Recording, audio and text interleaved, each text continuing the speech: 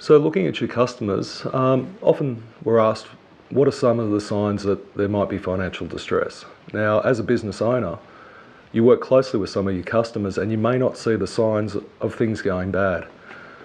In this session, what we cover is a couple of things to look out for and how you can actually deal with them. So what are some of the prominent signs of financial distress? Well, the easy one is late payments.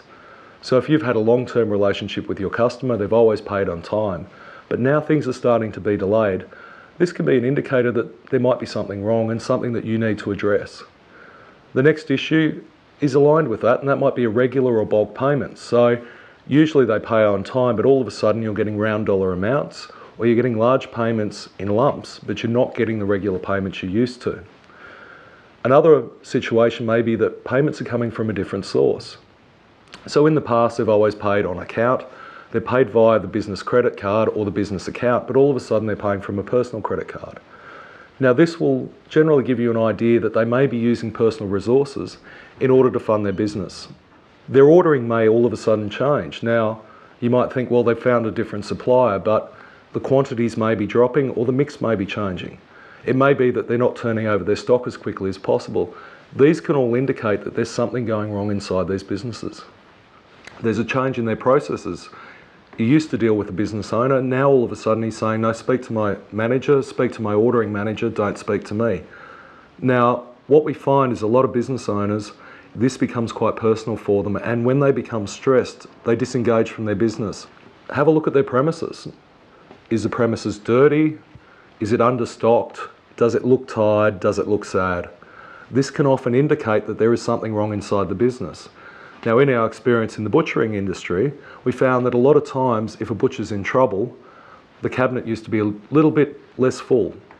There used to be less sauces on the shelves. There would just be a general feel that something was going wrong. And you can take a lot away from that, where you go out and see your client and you can see or feel that something is wrong. Another sign could be that they want additional credit or they want longer terms.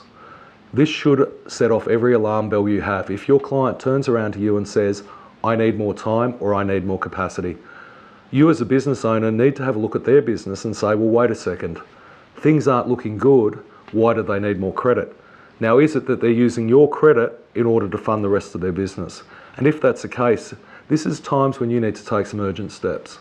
So in a later video, we go through preferential payments and what the consequences are for businesses like yourselves where you've got clients who do go into insolvency. But as a starting point, things you should consider that if you receive a payment inside 6 months of going into liquidation, a liquidator could claw that back from you. So some steps you can take to protect yourself: amend your payment terms and reduce credit. Say to your client, unfortunately, you've got to go to cash on delivery. If they've got an outstanding debt, deal with it. Get it under control, get it into normal terms. If your client is in financial distress, there are things you can do. Talk with them and see if there's something you can do together to improve their business. Now, it might be that they have stock which isn't selling. Maybe you can take that back, on-sell it to a different customer. There may be ways to work around in order to ensure that not only your customer survives, but you also get paid. Another issue to consider, and one, is that you might have to cut ties with your client.